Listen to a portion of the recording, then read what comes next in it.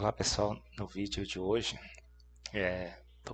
nós vamos fazer uma implementação da comunicação serial no DSP, né? Continuando a nossa sequência de vídeos sobre os módulos, né? Então hoje nós vamos usar a interface SCI, né? Que é a interface de comunicação serial. Nós vamos implementar a comunicação UART, né? Que é a comunicação não síncrona, ela é assíncrona, né? E esse padrão serial, comumente ele usa RS-232. Só que tenham em mente que a comunicação RS-232, né, ela tem os níveis de tensão de, se eu não me engano, mais ou menos 12 volts. No microcontrolador, a gente não pode interfacear ele diretamente com esses dispositivos RS-232, porque no microcontrolador, o GPIO dele é de 0 a 3,3 volts. Então, para isso, nós temos que usar alguns módulos que você acha bem fácil aí na internet, né? Que converte o LTTL, que é 3,3 volts, né? Para o RS-232, ou também hoje é muito utilizado a comunicação serial TTL, que é de 0 a 5 volts, que a gente acha também muito comum esse kitzinho aqui, que ele é USB. Com isso você pode conectar ele aqui na entrada USB do seu computador, ele reconhece como uma porta serial padrão e você pode interfacear com alguns dos GPIO aqui do microcontrolador aqui nesses pinos, que você vai ter o RX e o TX. Bem, então ele usa só esses dois pinos, né, um para enviar e outro receber, e é um protocolo bem versátil, né, ele é praticamente padrão em quase todos os microcontroladores, dá para você implementar supervisórios e fazer um monte de aplicação.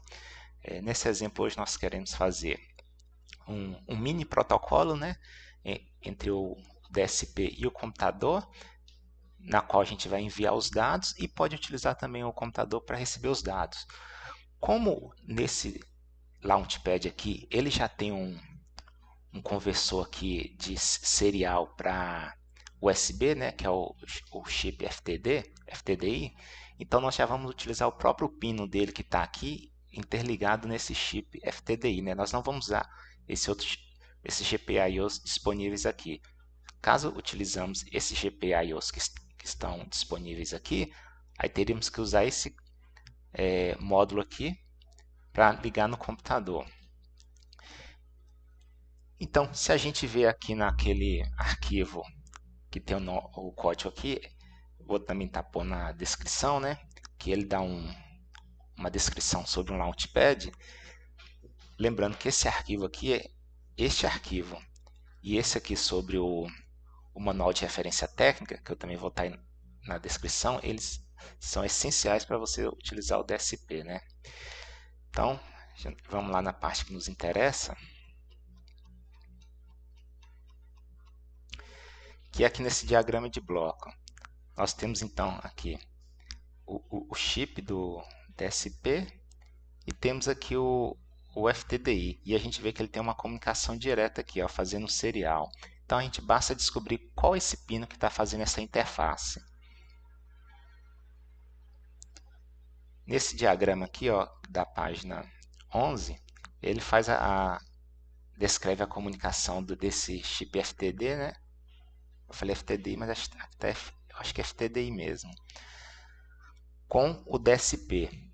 Aí se vocês olharem aqui, vai ter os pinos, né, que são responsáveis pela programação do DSP, né, o TDI, TMS, o T-Clock, e aqui vai estar o GPIO 43 na interface SCIA. Este DSP ele tem, se eu não me engano, são 4 módulos de comunicação, né, A, B, C e D. Eu estou na dúvida se são 4, mas o A quer dizer que é o módulo A. Então ele usa o GPIO 43, ele vai ter a função de RX, e o pino 42, a função também serial de TX, um RX e outro TX.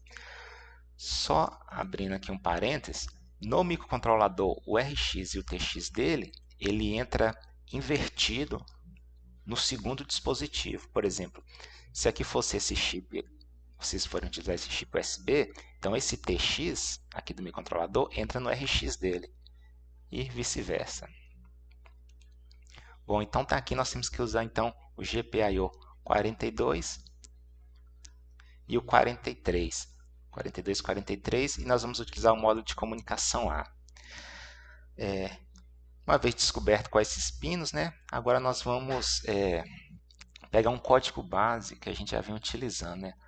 Para isso eu vou estar utilizando esse código aqui desse exemplo, que eu utilizei o CLA, né, porque a ideia da gente fazer esses vídeos em cima de outros módulos, né, e progredindo, é que no final você tenha um exemplo com bastante módulo sendo utilizado. Imagine que você vai ter um exemplo só que você usou ADC, timer, PWM, o CLA, usar as duas CPU ao mesmo tempo e comunicação serial, porque aí quando você tem todos os módulos num exemplo e aí você quer implementar no seu projeto, é muito mais fácil você apenas desativar esse módulo que não vai estar utilizando, e aí você, né, evita de ter que, toda vez que iniciar um projeto, ter que ficar pesquisando como é que usa um módulo. Né? Então, eu acho que é mais prático você ter um exemplo bem completo, que aí nos seus próximos projetos você apenas desativa os módulos que você não quer usar. Também lembrando que aqui a gente tem um vídeo de comunicação, só que aqui foi utilizada a comunicação CAN. E o que nós vamos fazer hoje é a comunicação serial, né? E vamos utilizar o código deste exemplo aqui como base, né? Que já tem bastante módulo ativado. Bom, já importei o código, né? Fiz os ajustes necessários aqui. Vocês podem ver os vídeos anteriores como faz a configuração, né? Dá só uma repaginada aqui do que nesse código tem, né? Ele é implementado sobre a memória RAM do DSP, não é gravado na flash, né? E aí nós utilizamos aqui o CLA para implementar um algoritmo de PLL, e também nós utilizamos um ADC aqui na própria CPU do DSP para implementar também um código PLL, que está nessa função aqui. Lembrando que no CLA a gente não pode chamar função, ele tem algumas restrições, né? Essa função aqui, ó, SPLL SOG-calc, ela está dentro desse arquivo sog.c. Então, só que no CLA a gente não pode chamar a função, eu tive que copiar todo o código dela aqui dentro. Né? E a ideia, na época daquele exemplo, é a gente comparar o desempenho do cálculo desse mesmo algoritmo no CLA e no DSP. Bem, e do nosso arquivo que a gente usa aqui, que é o Peripheral Setup, para a gente configurar os módulos, né? A gente já tem o GPIO para configurar os pinos, temos a função PWM, né, para inicializar os módulos de PWM, temos aqui uma função ADC para o módulo A. Esse DSP ele tem 4 módulos de ADC, né, o A, B, C e o D. Aqui eu deixei um para habilitar o módulo A e um também para habilitar o módulo ADC-B. Aqui tem uma função também para a gente utilizar o módulo DARC, que já foi utilizado em outros exemplos. E aqui é onde que começa o código que a gente vai utilizar para fazer a comunicação WART. Né? Então, criei a função e no arquivo .h eu coloco a definição dela. O que eu também recomendo vocês fazerem? Toda vez que vocês tiverem registradores aqui que forem configurar, coloque em cima aqui a página do manual que está, a descrição desses registradores, que facilita numa comunicação futura. Aqui eu coloquei que ele está na página 2279 daquele manual de referência técnica. Bom, então se você vier aqui na página 2279, né, aí vai estar aqui as descrições, né? Aí vamos lá então você vê que são vários registradores que são utilizados. Eu não vou entrar em todos, né? Vamos só comentar os básicos que são necessários para fazer a comunicação. Mais detalhe vocês podem consultar aqui no datasheet. Bem, esse primeiro registrador aqui, ele é responsável por configurar a comunicação serial, né? Que se diz respeito ao baud rate, né? Quantos kbps. Já tem alguns padrões definidos, né, que é 9.600 kbps, 115.200 e outros. O número de bits, o número de o bit de paridade, né? Se a quantidade de bit 1 é um número par ou ímpar, bits de, se vai ter bit de parada, são configurações básicas da comunicação serial, né? Eu não vou utilizar, comunicar todas, né? Mas vocês podem achar na internet sobre qualquer manual. Geralmente a gente utiliza, eu utilizo a seguinte configuração.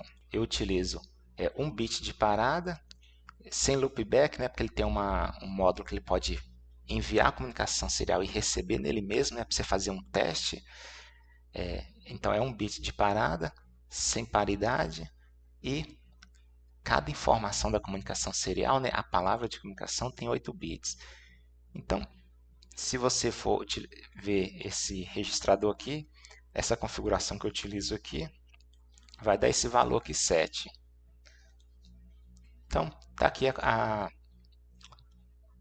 configuração então, da comunicação serial.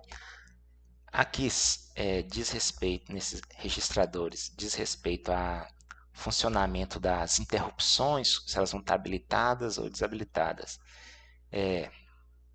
Geralmente eu utilizo só a interrupção do RX, eu não utilizo interrupção do TX, que é do transmissor, porque quando você envia a comunicação do microcontrolador, você define o momento que você quer enviar, então não precisa de uma interrupção para isso, né? Você cria uma função que pode estar dentro de um timer para enviar as mensagens sincronizadas. Quando o DSP recebe informação, você não sabe o que você está fazendo no momento. Então, é melhor você deixar a interrupção só no RX. Você controla o envio de mensagens, mas nem sempre você tem um sincronismo ou um controle das mensagens que chega. E lembrando, não é muito aconselhável você colocar muitas interrupções no microcontrolador. Aqui nós já temos a do timer, do ADC. Eu acho que são essas duas, né? Então, é mais fácil você fazer um código bem estruturado e sincronizado e evitar usar esse tanto de interrupção, né? Porque senão vai chegar um momento que você vai ter que começar a arbitrar as prioridades nessas interrupções, né? Uma pode estar atrapalhando a outra e isso influencia no seu controle. Então, a comunicação serial, a comunicação em si, né, é uma dessas. Você precisa só da recepção. Então, é basicamente isso que faz nesses 3 registradores aqui. Esses outros registradores aqui, eles configuram a taxa de transmissão, né, da sua comunicação serial. Você tem esse registrador que configura o número de alta e o de baixa. O que acontece? Como que a gente define a taxa de comunicação? Eu crio um arquivo .h, que eu peguei de um exemplo, que ele define a frequência de comunicação, né, baseada em algumas constantes do DSP. Por exemplo, o clock de 200 MHz, o clock de baixa frequência, por default, ele é 1/4 da frequência da CPU, né? Se você mudar esse valor aqui de 1/4, já é por default. Existem uns registradores lá naquele syscontrol, aqui, que você pode alterar esse clock de baixa frequência, mas não há necessidade, né? E aqui é a frequência que eu quero. E aí, se você fizer essa conta que está aqui, né, o clock de baixa frequência dividido pela frequência que você quer de comunicação e o número de bits, você tem o seu período. Esse período, se ele passar de 255, vamos supor que ele é 512. Um número maior que 255, ele ocupa 2 bytes, né? Ele vai precisar de 16 bits. Então, o que você teria que fazer? Os 8 bits mais significativos seria nesse registrador e 8 bits menos significativos nesse registrador. Dadas essas condições que eu estou utilizando aqui, se você fizer essa conta aqui, vai dar, se não me engano, 53. Então, basta apenas utilizar o bit menos significativo, né? Eu acho que raras vezes que eu vi utilizar os 2 bits, né? Só se for uma frequência muito alta do CPU, né? E uma frequência de comunicação muito baixa. Geralmente eu uso essa aqui 115.200, você pode usar 9.600, né? Também não tem muito critério para ela. Bom, esses outros dois registradores aqui, o que ele diz respeito? Isso aqui eles tratam do tamanho do buffer das mensagens. Eu vou utilizar, falar aqui sobre, dar uma abordagem aqui mais simplória sobre cada um. Bom, eu vou abrir aqui no datasheet e vamos começar aqui pelo esse RX. Vamos lá, FRX. Bom, aqui então está o registrador da interface de comunicação serial do buffer RX. As mesmas ideias que tem aqui para o RX valem para o TX, né? Só vai mudar a lógica, que um é para receber, outro é enviar. Bem, o que ele tem aqui? Ele tem os bits para indicar se houve overflow, né? Se a pilha de buffer estourou, né? Está enchida ou não. Aqui tem alguns bits que é para, conforme a máquina de estado, né? Se ele a pilha está enchendo ou esvaziando. Mas o que nos interessa são esse campo aqui de bits. Isso aqui que eu acho que é o mais interessante, que é o que a gente configura. Qual que é a ideia dele? Como a nossa comunicação serial, falei lá no começo, a gente vai utilizar 8 bits. 8 bits é uma palavra de informação, né? É a nossa menor unidade de informação. Então, isso aqui quer dizer, do ponto de vista de receber, minha pilha ela vai ter qual tamanho, quantas palavras de informação. Por exemplo, se ela tiver um tamanho de 1, quer dizer que minha pilha, toda vez que ela receber 8 bits ou 8 bytes, ela dispara uma interrupção. Minha pilha encheu. Se eu coloco 2, quer dizer que a cada 2 palavras de informação, que seria 2 bytes, né, 16 bits, a minha pilha enche e dispara a interrupção. E assim vai. Você pode fazer isso até 15 palavras, ou seja, a sua interrupção do RX, a sua pilha, ela só vai encher, disparar a interrupção depois que ela receber 16 palavras de 8 bits. A mesma ideia vale para o TX. Vocês lembram que eu falei que eu não uso interrupção para enviar mensagem? Então você pode ir inserindo as mensagens que você vai enviar no TX para depois o DSP enviar tudo de uma vez. Então você também configura aqui na pilha, né? Você envia uma palavra de vez. A cada palavra que você enviar, né, a cada 8 bits, o microcontrolador envia na comunicação serial. Ou você pode configurar para 2, né? Você insere 2 palavras na pilha. Quer dizer, você insere uma, na segunda que você inserir, ele já envia as 2. E assim sucessivamente. Geralmente eu coloco uma palavra para enviar, né? Cada palavra, a cada 8 bits que eu inserir lá na pilha, ele já envia. E para receber, num protocolozinho que eu fiz, eu utilizo 8, que é o que eu vou explicar agora na sequência. Bem, então, aqui é aquela configuração então, para usar uma palavra de comunicação, um nível na pilha para enviar e 8 para receber, né? Aí dá esses dois valores aqui. Aqui são os bits de controle para dar o reset e inicializar a máquina de estados. Então, basicamente, esse é o código que funciona lá para já habilitar a comunicação serial. Mas antes da gente... Não, primeiramente eu vou terminar aqui da comunicação serial, depois eu vou falar um outro detalhe que ainda está faltando. Bem, no protocolo de comunicação serial, como que eu implemento ele? São esses dois buffers aqui, ó, que eles são um array de 8 posições, né? Uma variável, um array de 8 bits, né? Que ele vai ter 8 posições. Então, aqui é uma palavra de informação, que aqui é 8 bits, ou 1 byte, 1 byte, 1 byte. Eu uso 8, tanto para o TX e para o RX. Então, esse aqui é meu protocolozinho de comunicação. O que isso quer dizer? Quando eu quero enviar uma mensagem para fora, eu posso enviar 8 bytes de uma vez. Eu preencho o valor que eu quero transmitir aqui. E aí depois eu vou o microcontrolador vai enviando um por um. Na hora de receber, o programa vai enviar um byte, segundo, terceiro, quarto, 8. Só na hora que terminar de enviar esse oitavo byte aqui, é que minha interrupção no RX dispara. Se naquele nível da pilha do RX eu tivesse colocado para ela disparar com 1, então a cada byte que chega aqui, ó, esse primeiro chegou, a interrupção disparava. Então, no protocolo eu não vi essa necessidade, né? Geralmente eu utilizo, então, só depois que chega os 8 é que dispara. Então, uma coisa é a minha palavra de comunicação, 8 bytes, e outra é a informação que eu uso no meu protocolo, que são um byte aqui a palavra, e minha palavra é 8 bytes. Então, como que é a minha função que envia esses bytes aqui? Ela chama sendBufferTX, vocês vão ver aí no arquivo. Que aqui está na hora que eu chamo ela, né, ele cria um loop aqui, né, que ele vai rodar 8 vezes. A cada interação ele está enviando um byte, né, uma palavra de informação.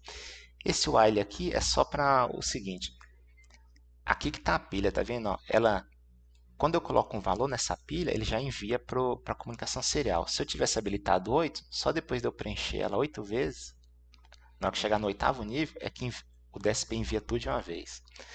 Então ele pega um byte, envia, e aqui aguarda, verifica se o buffer foi esvaziado, né, ele já foi enviado, e aí vai para o próximo byte da palavra do nosso protocolo, até dar 8 vezes.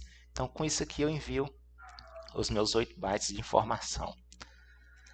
Para receber, eu utilizo a função, uma interrupção, né, que eu criei a interrupção aqui no módulo RX. Vamos lá ver como que ela é. Ela está aqui, ó. Então, lembrando que a pilha minha, então, ela tem um tamanho 8. Então, na hora que essa interrupção dispara, quer dizer porque eu já recebi os 8 bytes de uma vez. E aí, o que, que acontece? Aqui é um loop, né?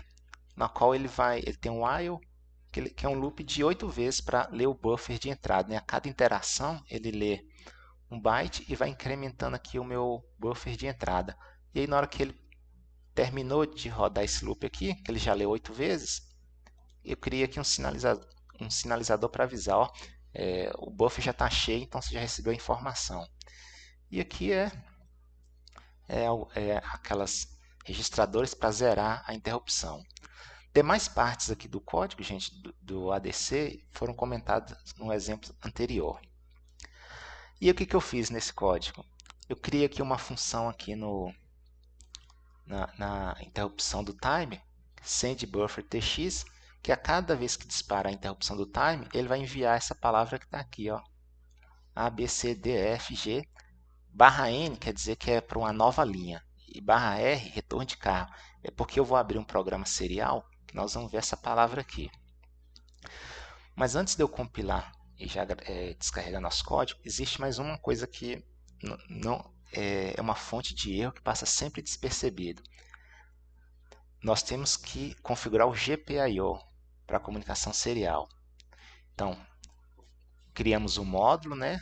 A função aqui que configura o ART. Agora nós temos que ir lá no GPI, na função GPIO, lembrando que eu vou utilizar o pino 42 e o 43. Demais pinos aqui utilizam para PWM, etc. E aqui então está a configuração desses dois pinos para funcionar como comunicação serial. Lembrando que sempre temos que voltar naquele mapa de pino, aqui naquele manual de referência técnica. Você vem aqui no GPIO, você vem aqui na seção de GPIO, né, no manual de referência técnica, e verifica quais são os MUX, o valor do MUX para configurar aquele pino na comunicação serial. Então vamos lá no pino 4243, está aqui, 4243. Olha lá, ele vai para usar a função dele no TX e RX da comunicação módulo A, 4243, ele tem que ser configurado como o GPIO MUX 11 binário, quer dizer que é 3, né? 1 é o 3, e o grupamento de MUX também tem que ter o valor 3. Lembrando que você tem aqui o MUX do pino e você tem um registrador que muda o grupamento de MUX. Então, muitas vezes a gente só habilita o MUX do pino e escreve do grupamento.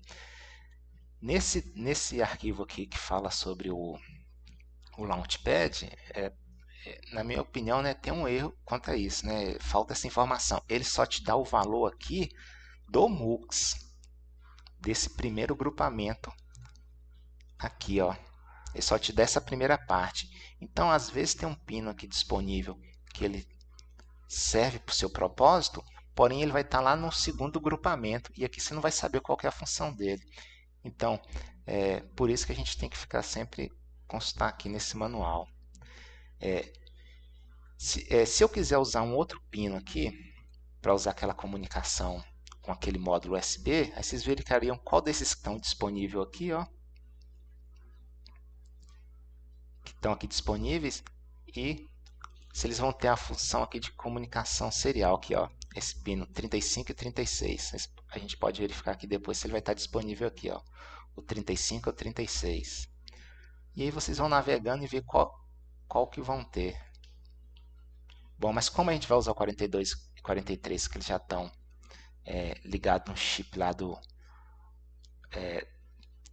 Launchpad, né? Então nós vamos ter que configurar o grupamento e o MUX em 3. Que é o que está feito aqui, ó, grupamento 3. O G aqui quer dizer de grupamento. O GPB quer dizer que é a família B do GPIO. E o MUX 3, para todos os pinos. Aqui eu habilito o registro de PUAP. Aqui o DI necessariamente não precisaria configurar, né? Mas eu configurei, né, que o pino TX ele é de saída e o pino RX de entrada. Esse também aqui, o registrador, também não precisaria, né, que é para eu configurar quem é que vai dominar o pino, né? Lembrando que a gente pode configurar a CPU 2 ou o CLA para utilizar o pino. Aqui eu mantenho o default, que é a CPU do processador 1 que vai utilizar o pino. Por padrão já é ele, né? Porque o valor dele é 0. Se você quiser que seja o CLA, e aí você muda esse valor aqui. Também a gente já fez no outro exemplo. Só um detalhe, no pino RX, a gente tem que configurar aqui o Action Qualify dele em 3. Esse pino aqui, quando a gente utiliza ele como entrada, por padrão ele vem sincronizado com o pino de clock, né? Isso aí evita ruídos, espúrios de sinais, né? Como é uma comunicação assíncrona, ela não tem um pino de sincronismo, não é sincronizada com um clock externo, nem com o clock aí do DSP. Então, por isso que a gente tem que configurar aqui que ele é uma entrada assíncrona, que é 3. Geralmente, esses pinos de comunicação eles são assíncronos em relação ao clock do DSP. Então, aqui configura o pino e é só isso. Aqui na nossa função, que eu chamo os módulos, né? Chama a função WART, o pino já vai estar configurado. E agora, a terceira parte é configurar a interrupção. Cria a interrupção aqui do RX. Tem a função aqui embaixo. E aqui eu preencho a função na tabela de interrupções, né? Com a função que vai ser chamada quando disparar a interrupção do RX, e aqui eu tenho que habilitar o módulo, eu tenho que habilitar a coluna de interrupções. Vocês lembram que já foi comentado, né? A gente volta aqui também no nosso manual de referência técnica. Aqui tem a tabela, né, de interrupções. Então, a gente vai utilizar a interrupção do módulo ADCA, da comunicação serial, o módulo A. A gente tem que descobrir em qual linha, em qual coluna que ele vai estar. Se vocês derem uma olhada aqui, ele vai estar na...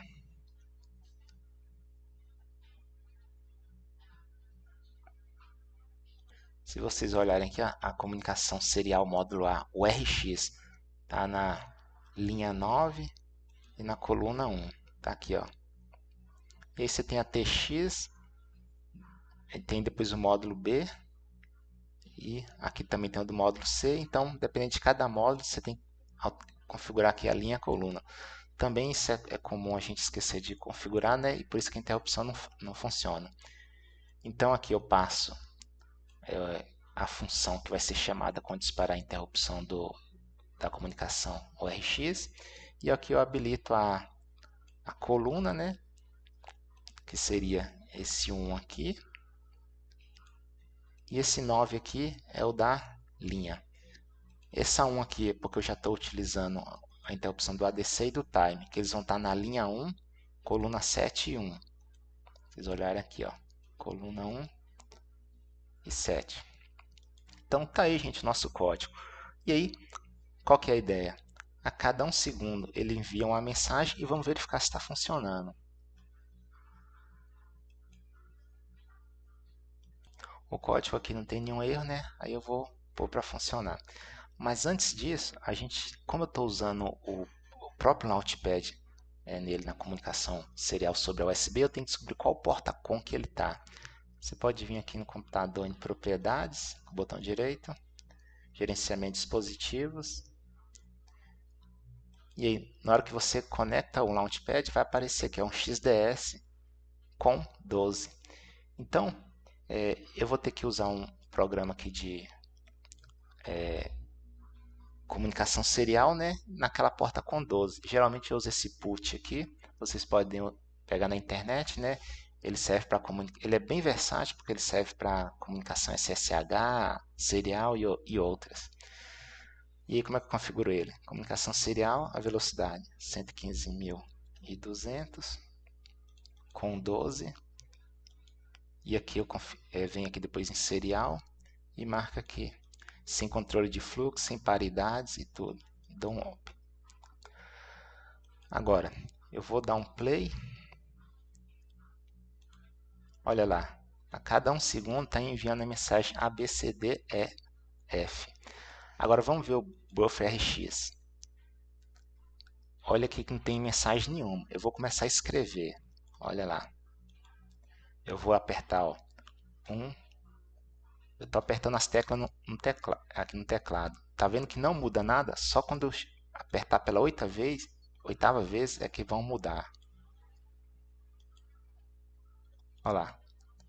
Ou seja, vocês lembram que a interrupção ela só dispara na hora que ela recebe os 8 bytes. Então, se eu ficar apertando aqui no teclado, só depois que você envia, vou apertar aqui o A 8 vezes, a letra F 8 vezes. Aí. Recebeu tudo F, agora tudo T. 1, 2, 3, 4, 5, 6, 7, 8. Olha lá. Que aí dispara a interrupção. Então está aqui a nossa comunicação serial funcionando, tanto para enviar quanto para receber. Agora nós vamos fazer uma aplicação útil da comunicação serial, que é o seguinte. Imagine que você quer utilizar isso aí para você fazer um supervisório no MATLAB, né? Apesar de que você pode utilizar aqui, mas você quer transportar os valores de sua medição diretamente para o MATLAB. Vamos então utilizar aquele protocolo nosso. Bem, como que eu faço? Vocês lembram que eu falei que minha palavra do meu protocolo ela tem 8 bytes? Então, o que eu vou fazer aqui no TX? Tem 8 bytes. Você pode usar o tamanho que você quiser.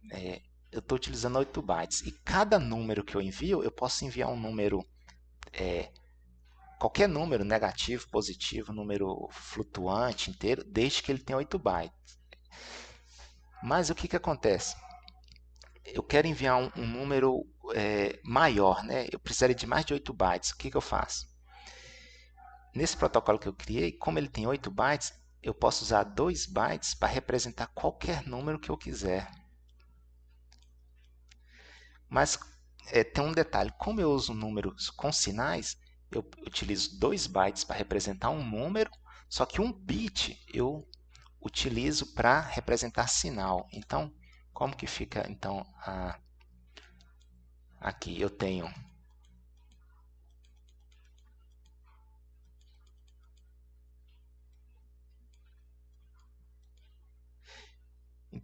isso aqui, ó. Eu tenho 1 byte esses 8 primeiros aqui, e tenho mais 7 bytes para frente. Desculpa, bits. O último aqui eu utilizo para representar o sinal. Então, o maior número que eu posso representar, ele vai ter o quê?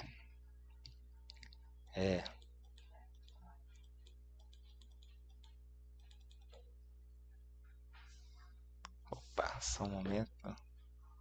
Então, como eu uso 2 bytes para representar um número, então eu posso ter então até 15 bits para representar um número. O 16º bits é para sinal. Então eu posso utilizar um número, enviar um número inteiro de menos 32.000 a 32.000. Ah, mas eu quero enviar um número de 65.000. Então você usa 3 bytes, né? Aí fica dentro dessa faixa. E como que eu envio então um número que ele for um número decimal, né? Um número float? Eu faço um fundo de escala, por exemplo. Se eu quero enviar um número com 2 casas decimais, eu multiplico o número por 100, desde que ele não passe de 32.000. Por exemplo, se o máximo que eu posso enviar é 32.000, o que eu faria então? 32.000 dividido por 100. Ou seja, eu poderia enviar no máximo até um número 320 com 2 casas decimais. Bem, para não ficar muito abstrato, né, vamos fazer a nossa aplicação aqui que vai ficar mais interessante. Aqui eu criei uma variável do tipo float, né, val1, que tem um valor 0. Antes de eu enviar a minha... eu vou usar, apesar de que eu tenho 8 bytes disponível, eu vou fazer só com 2 bytes aqui para vocês entenderem. O que eu faço? Eu pego esse valor que está no float e faço um fundo de escala e multiplico por 100. Com isso, esse número que era float até a segunda casa decimal dele, ele vira inteiro. Então, eu vou poder enviar um número com 2 casas decimais. Era como se eu deslocasse a vírgula para a direita 2 casas. Se eu precisar de 3 casas decimais, eu multiplico por 1000. E assim vai, né? Só tendo cuidado do tamanho do byte. E aí o que acontece? Como eu estou usando 2 bytes, então eu vou pegar o byte mais significativo desse número, multipliquei por 100, vou usar 2 casas decimais, e vou pegar a parte inteira dele. E aí eu faço um E, não é um AND, não, é um E bit a bit. Um AND bit a bit. Aí eu vou pegar o byte, os 8 bits mais significativos desse número,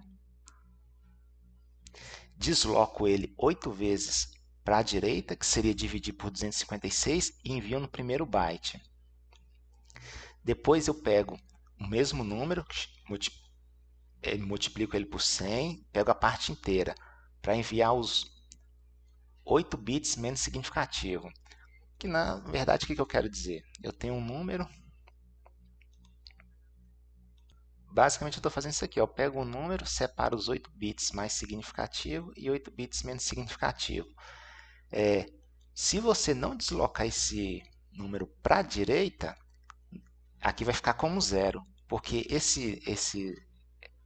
aqui, o byte, ele é só 8 bits menos significativo. Aqui é de 0 a 7 bits e de 0 a 7 bits. Quando você faz essa operação aqui, ó, você está pegando o bit da 8ª posição até a 16ª. E aqui o que eu tenho que fazer? Eu tenho que deslocar para a direita, dividir por 256, para caber aqui. Se você não fizer isso, vai dar errado. E aqui eu pego os menos. Então, é só isso, gente. Aí você me pergunta, mas e se o número for negativo? Não tem problema. Na hora de eu recompor esse número, que vai estar na minha aplicação lá, no meu supervisório, eu faço a operação inversa. E aí eu vou mostrar aqui então no MATLAB um script que eu fiz para receber esse número e ir plotando. O script que eu uso no MATLAB é esse aqui, né? Primeira coisa, eu tenho que abrir a porta serial, que é com essa linha aqui, né? Eu venho aqui no ambiente do MATLAB e a digito. E aí ele já criou um objeto da porta serial com 12 baud rate 115.200, 8 bits a palavra de informação, né? Sem paridade, 1 bits de parada, 100 bits de controle, sem controle. Esse aqui O que isso quer dizer aqui no... São os campos dessa... Existem outros campos, é só você dar 2 cliques aqui que ele vai abrir as opções. O que isso aqui quer dizer, o 128? A cada vez que esse microcontrolador ele enviar um byte aqui, ele é uma informação. Então, ele vai enviar 8, depois mais 8, mais 8, mais 8. O MATLAB ele vai ter um buffer de entrada de 128. Então, se você não estiver lendo, na hora que chegar em 128 bytes lá, ele vai parar de receber. Só depois que você lê é que ele esvazia de novo esse buffer de entrada. Timeout é se não responder em 5 segundos aqui, né, ele desliga. Importantíssimo é isso aqui, ó, o terminator. Quando a gente faz comunicação serial, que utiliza programas de seriais, né, geralmente no final de cada mensagem serial já existe uns códigos ASCII padrão para que ele identifica a terminação da comunicação serial, que geralmente é o número 13, 10, que são esses aqui que eu utilizo. Barra N, barra R, tem barra T, só que isso é mais para comunicação quando você usa em ASCII. Aqui, como eu vou transferir número mesmo, eu não quero transferir código ASCII, então não tem problema, eu deixo nulo. Bem, então eu já criei a minha porta, agora eu tenho que abrir essa porta aqui no MATLAB. Eu venho aqui e dou um fopen.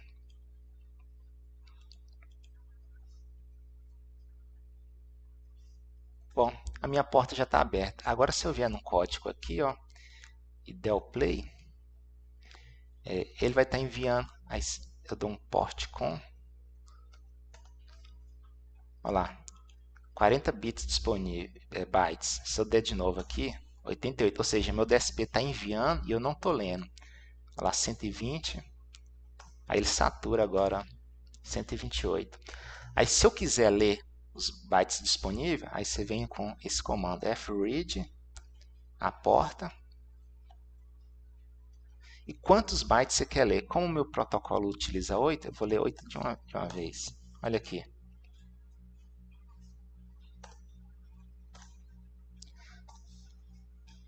Agora, olha que interessante. Vamos pegar só esses últimos números aqui. O 10 e o 13. O 10 e o 13 é o código ASCII disso aqui que eu estou enviando. Ó. Se você olhar o código ASCII dessas letras aqui, são esses números que estão aqui. Esses dois estão 00, é porque eu coloquei a minha codificação aqui agora, para enviar número. Aqui, ó. Então, se eu colocar, vamos supor que eu quero enviar o número 10.55.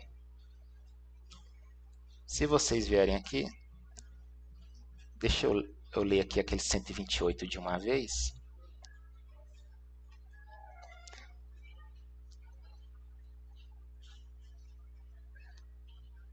Vocês vão ver que aqui vai estar, porque eu não decodifiquei ainda.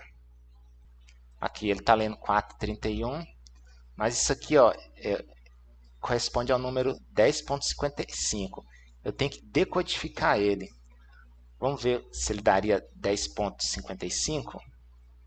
O que eu tenho que fazer com esse número 4? Multiplicar por 256, porque eu tinha deslocado ele para a direita, que equivale a dividir, né? Mais o 31. Olha lá. E depois eu divido por 100, 10.55. Então, ou seja, agora só tem que fazer um script para decodificar isso.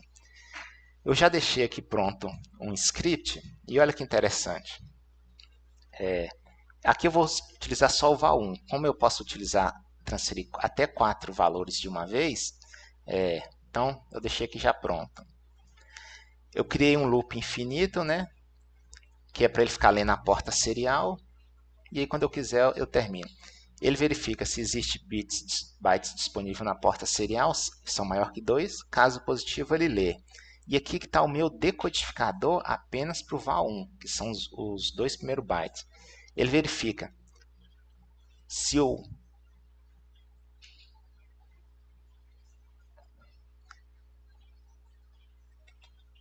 ele vai verificar o que? Se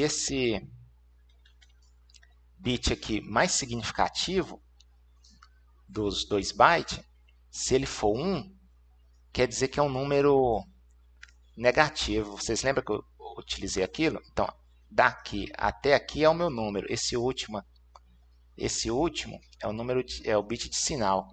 Então ele verifica, ele faz uma operação AND bit a bit. Se esse último bit estiver setado, quer dizer que é um número negativo. Então o que o meu código vai fazer? Ele vai fazer a lógica do complemento de 2, né?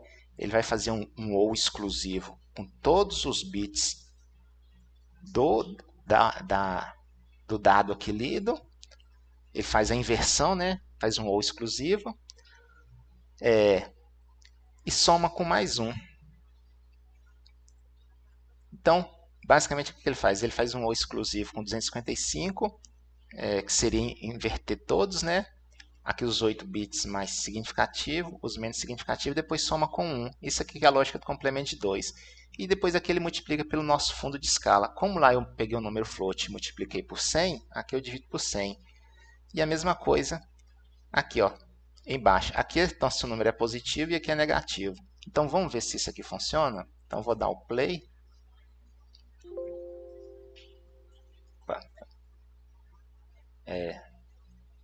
Tem um erro aqui, né? É que eu usei port.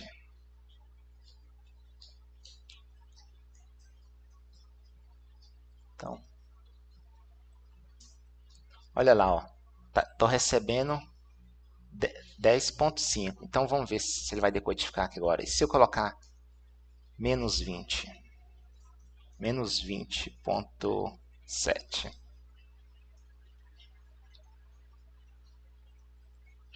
Como enquanto estava gravando, estava rodando algum código, então ele vai limpar o buffer primeiro até chegar o que eu enviei agora.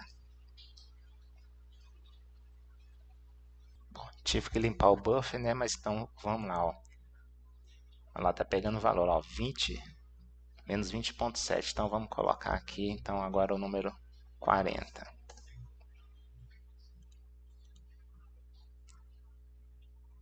Enquanto ele estava processando outros números, vamos lá ver.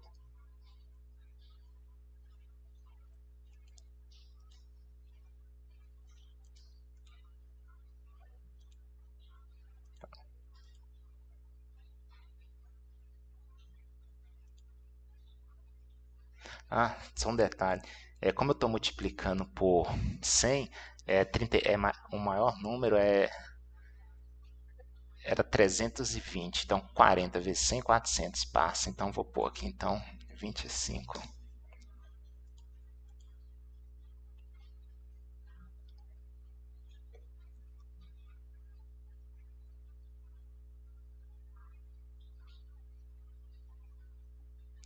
Já era para ter aparecido, deixa eu ver o que está acontecendo. Então, pessoal, tive um problema, mas agora corrigi. Então aqui está 10, né? Então vamos lá. Então o nosso código aqui está pegando o 10. Opa. Deixa eu rodar de novo. Olha lá, está pegando o valor 10. Agora vamos mudar aqui para 20. Aí, olha lá. Então agora começou a ir por 20. Então vamos ver se ele vai agora para o valor negativo. Menos 10.